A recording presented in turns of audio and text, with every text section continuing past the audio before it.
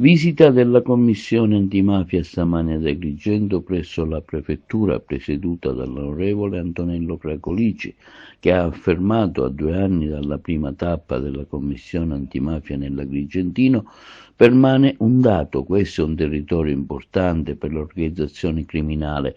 Qui sono state usate armi da guerra, in particolare Kalashnikov, soprattutto a Porto Empedocle, Agrigento e Villa Seta. Le armi, ha detto Cracolici, sono un sintomo del rafforzamento delle cosche inizialmente teso alla loro acquisizione, al loro utilizzo, con un rischio per tutti. Per questo occorre tenere alta la vigilanza e rompere ogni legame di connivenza. La Commissione antimafia ha poi concluso la sua tappa ad Agrigento con l'ascolto dei sindaci dell'Agrigentino presso la sala del Libero Consorzio su questioni relative alla presenza della criminalità mafiosa nel territorio. Beh, mi pare che noi già eravamo stati qui in questa provincia 2 anni fa. Permane un dato che ci ha ulteriormente rafforzato in una convinzione. Agrigento è un territorio importante per le organizzazioni criminali.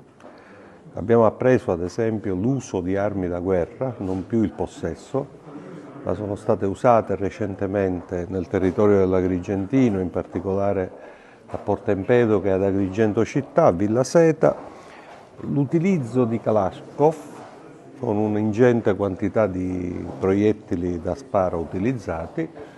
E le armi costituiscono un sintomo, un segnale di un tentativo di rafforzamento delle cosche criminali, fino ad oggi tese all'acquisizione, ma prima o poi proiettate all'uso, all'utilizzo e al rischio che sia un utilizzo, come dire, pericoloso per tutti noi.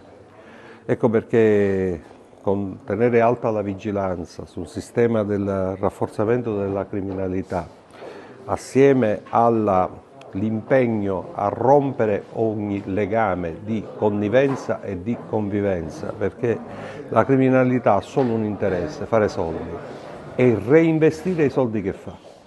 Quindi c'è il rischio di un'imprenditoria mafiosa sempre più diffusa, con formali personaggi, come dire, che non hanno nessun precedente giudiziario, precedente con la giustizia, ma che in qualche modo dimostra che una dimensione di una mafia che tende a controllare il territorio e l'economia del territorio attraverso appalti e tutte le attività di commercializzazione, in particolare nel settore agricolo, è un tema sul quale bisogna tenere alta la vigilanza, e credo che in questa provincia, come dire, questa connotazione di una mafia rurale ma anche di una mafia imprenditoriale costituisce un elemento caratterizzante del territorio, che poi produce anche fenomeni corruttivi, perché oggi si spara meno ma si corrompe di più.